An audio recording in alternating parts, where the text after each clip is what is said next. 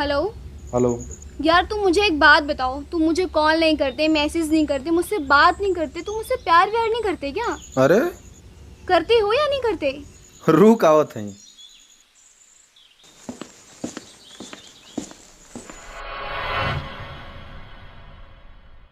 अरे अरे निदिया में तो से मिली ना, अखिया खुलते कुल टूट के बिखर जाला। अरे निदिया में तो से मिली ना, अखिया खुलते कुल टूट के बिखर जाला।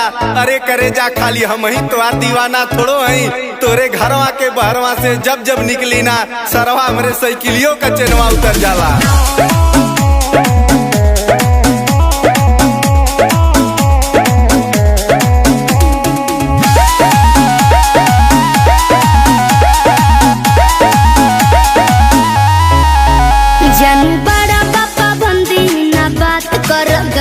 कुल बंद बाबा जार भइल बाटे बंदी, बुझलो? जानू बड़ा बाबा बंदी ना बात कर गंदी, कुल बंद बाबा जार भइल बाटे बंदी। जहिया पापा जी के हाथ पकड़ा जइबो, बोजरिया में राजा पिटा जइबो, पिटा जइबो। चौराहा पे गोली तू खा जइबो, पिटा जइबो। अरे करे जा प्यार जात और बिरादर देख के हो जाई जरूरी है का? और तो से हम साल भर से कहती कि करे जा कला भी हवा तो कहलू कि नहीं, हमार बाबूजी भी चौराहा पे गोली मरवा दिया। तो करे जा हम तो से पूछती कि तोहार बापा हिंदी पिक्चर का मिसपूरी है का? तो का प्रेमी है, पागल है, दीवाना है।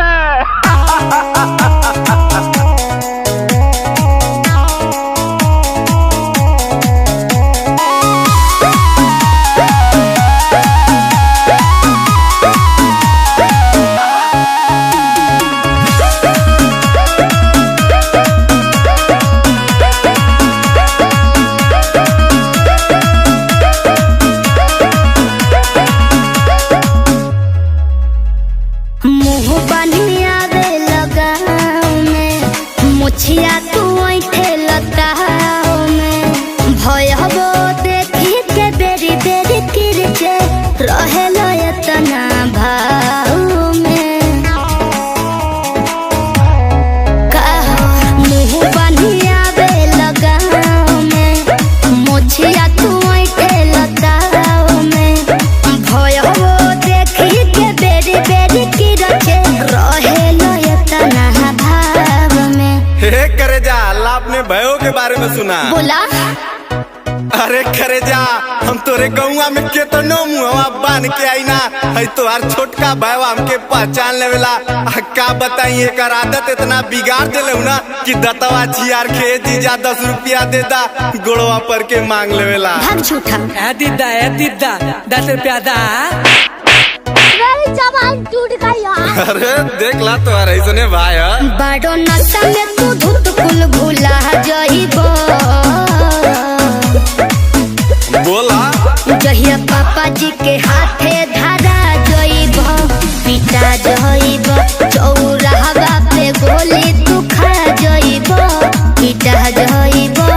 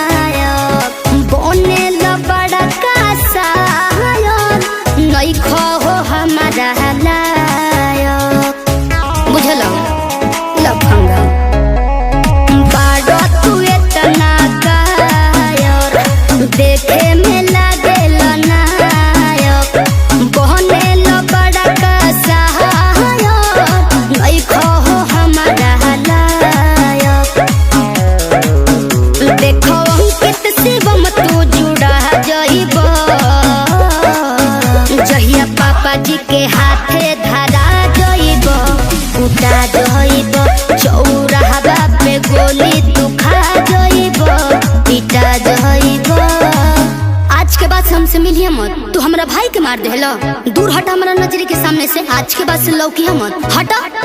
अले भैया भौजी तो तोड़ के जात पाली हो, अब बाबूजी से ताता बा। अरे बाबूजी हमार कहले रहना कि बेटा कर ले बियावा, माई तोर बूढ़ हो गई।